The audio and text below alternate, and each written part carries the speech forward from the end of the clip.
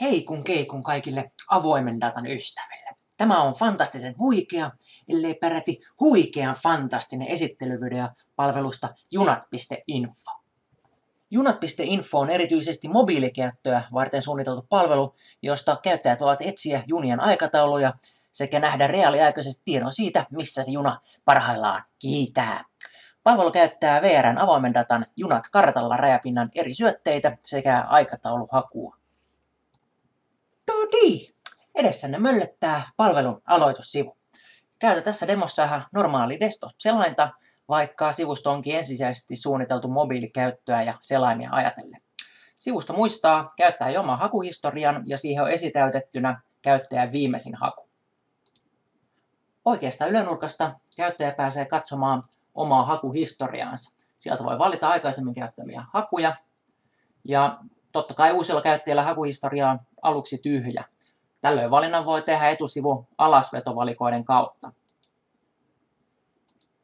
Dialogi näyttää aseman vaihtoehdot ja lisäksi valinnan tekemistä helpottaa hakulaatikko, joka filtteröi asemalistaa annetun merkkionan mukaiseksi. Esimerkiksi kirjoittamalla kenttään Tur näemme kaikki ne asemat, joiden nimessä kyseinen merkkiona esiintyy.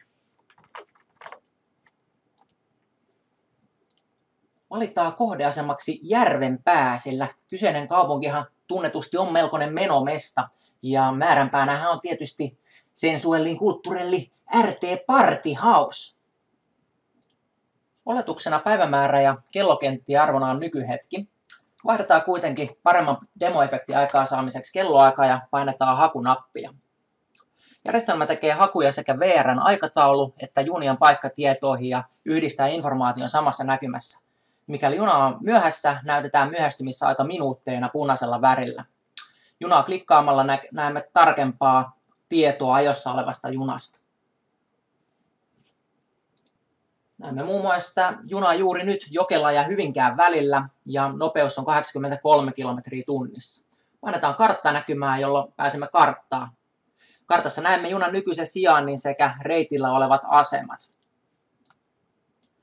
Oikeasta ylänurkasta voimme lisäksi painaa päivitä nappulaa, jolloin junan sijainti päivittyy. Vasemmassa ylänurkassa on takaisin nappi, jolla pääsemme aina edelliseen näkymään. Palvelulla voi suunnitella myös tulevia junamatkoja. Valitaan esimerkiksi määränpääksi Oulu.